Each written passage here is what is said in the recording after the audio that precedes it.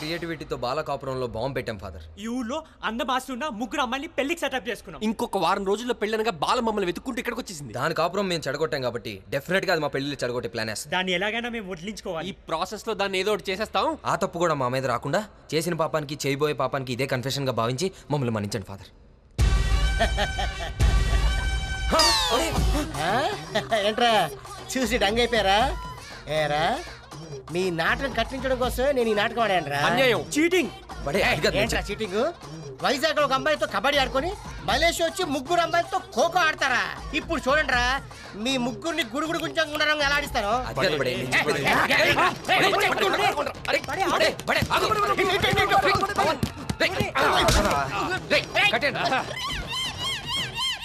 ఇప్పుడు ఏం చేద్దాం రా వీళ్ళని? వీళ్ళని దూరంగా తీసుకెళ్లి చంపేసి మళ్ళీ కన్ఫెషన్ బాక్స్ లోకి వెళ్ళి నిజం చెప్పాను.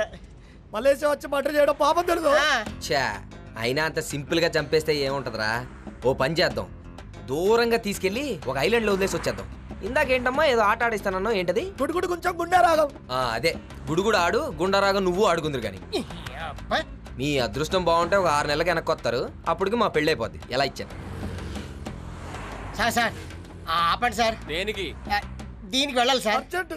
ఏంట్రా ఫ్యూచర్ తలుచుకొని ఫ్యూయల్ గారుతుందా? ప్లీజ్ సార్ ఆపండి సార్. ఆపనంటే ఆపను, ఆపకపోతే పోసేస్తాను. సీట్ అంతా కమ్మైపోతుంది తర్వాత మీ ఇష్టం. రే రే రే, రే, ఎక్కడన్నా ఆపురా. కారు ఆపురా. వీడు అనంత పని చేసేటట్టున్నాడు. ఆపుతున్నా.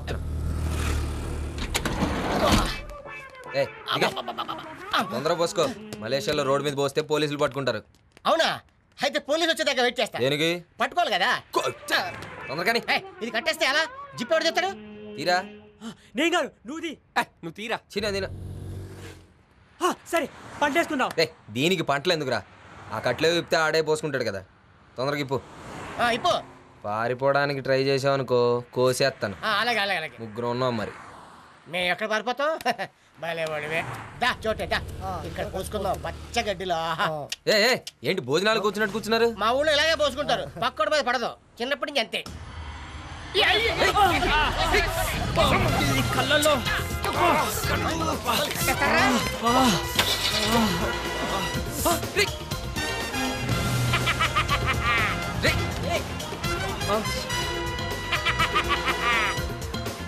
వాణ్ణి